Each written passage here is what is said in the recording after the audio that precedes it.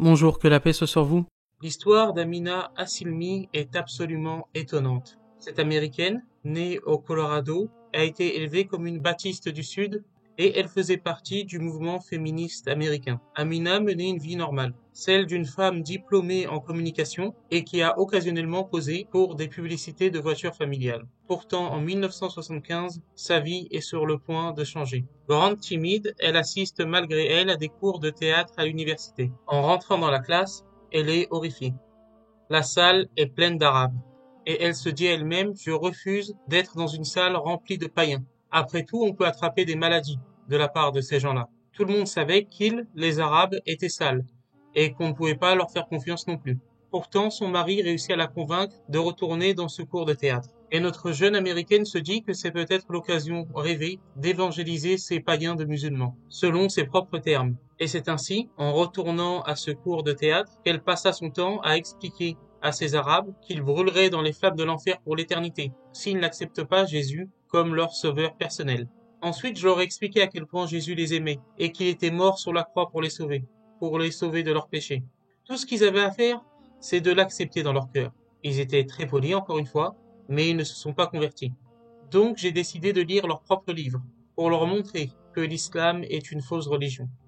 Et c'est ainsi que cette baptiste du Sud, féministe radicale, s'est mise à l'étude tout d'abord du Coran, ensuite d'autres livres islamiques, comme le recueil de Sahih Muslim. Son but était d'en savoir plus sur l'islam afin d'évangéliser ces Arabes.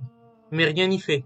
Et après plusieurs conversations avec ces musulmans, elle finit elle-même par se convertir à l'islam, non sans émettre une condition. En prononçant l'attestation de foi islamique, il n'y a nulle autre divinité que Dieu, et Mohammed est le messager de Dieu, elle ajouta « Jamais je ne couvrirai mes cheveux. Et si mon mari un jour décide de devenir polygame, je le castre. » Mais la jeune femme fait son petit bout de chemin. Elle grandit dans la foi et décide de porter le voile. Sa conversion à l'islam a été la cause de son divorce. Et c'est là où les épreuves commencent pour Amina. Ses parents ne veulent plus lui parler. En décidant de porter le voile, elle perd aussi son emploi. Et elle vécut bien d'autres épreuves. Pourtant, cela ne l'a pas empêchée d'être une des militantes musulmanes les plus actives aux États-Unis, donnant des conférences d'université en université sur l'islam, répondant aux questions du peuple américain sur l'islam, notamment sur la question de la femme en islam.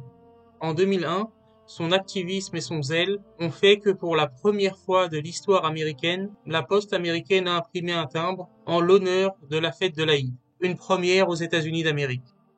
Elle fut nommée en 2009 parmi les 500 musulmans et musulmanes les plus influents dans le monde. Tout en survivant à un cancer des os, elle accomplit par 2 fois le pèlerinage à la Mecque. Ses parents et une grande partie de sa famille se convertirent à l'islam. En 2010, notre sœur Amina décéda lors d'un accident de voiture.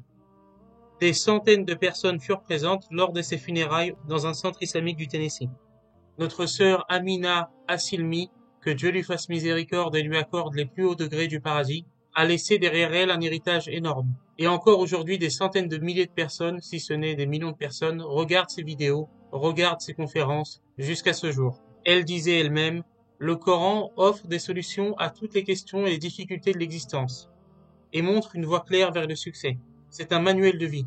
Comment l'islam a-t-il changé ma vie? À quel point donc nous aimons la lumière lorsque nous avons vécu dans les ténèbres? Que Dieu vous bénisse et que Dieu vous garde.